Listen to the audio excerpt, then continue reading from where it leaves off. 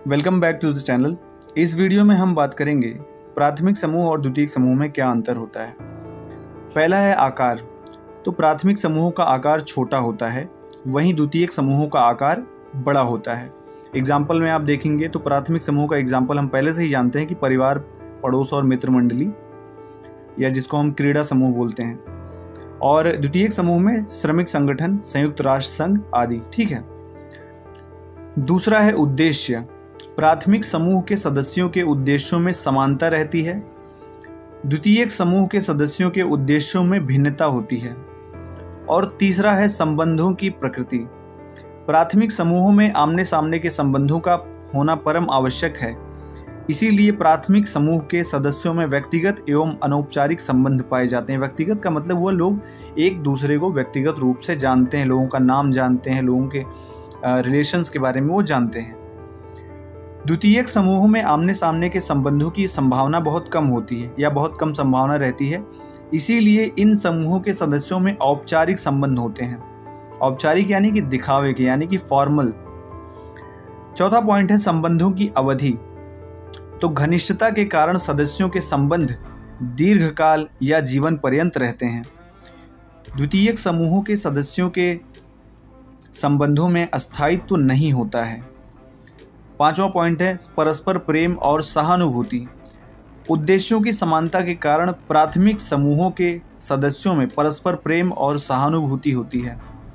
वहीं अगर द्वितीयक समूहों की बात करें तो उद्देश्यों की भिन्नता के कारण द्वितीयक समूहों के सदस्यों में परस्पर प्रेम और सहानुभूति की भावना कम पाई जाती है। ऐसा नहीं है कि बिल्कुल नहीं होती है।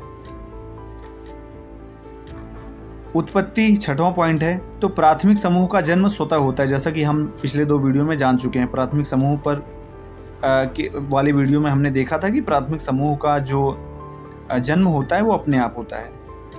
और द्वितीयक समूह वाला जो वीडियो था पिछला, उसमें हमने देखा था कि द्वितीयक समूह का निर्माण संबंधित मनुष्यों द्वारा सप्रयास किया जाता है, यानी कि उसको बनाया जाता है। कुछ लोग मिलकर अपने उद्देश्यों की पूर्ति के लिए द्वितीयक समूहों का निर्माण करते हैं।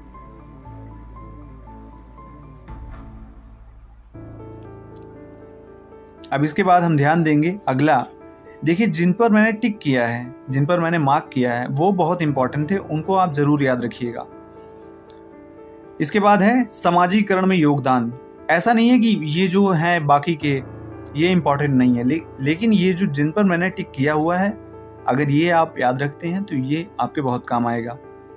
तो प्राथमिक समूहों का व्यक्ति के समाजीकरण में विशेष योगदान रहता है। ठीक है। द्वितीयक समूहों का समाजीकरण में योगदान प्राथमिक समूहों से कम होता है। और ये जो अगला पॉइंट, ये जो 9th नंबर का ये जो पॉइंट है, इस पर मैंने 3 स्टार मार्क किए हैं। ये मोस्ट इंपॉर्टेंट है। हम की भावना, जिसको हम बोलते हैं वी फीलिंग इंग्लिश में। तो प्राथमिक समूहों के सदस्यों में हम की भावना होती है। हम की भावना का मतलब अपनेपन की भावना, एक लगाव जो होता है। वहीं द्वितीयक समूहों के सदस्यों में हम की भावना का प्रायः अभाव होता है। जैसे जितना लगाव आपको अपने परिवार से होगा, उतना लगाव आपको जो है अपने कॉलेज से नहीं होगा, अपने कंपनी से नहीं होगा, है ना, नहीं हो सकता।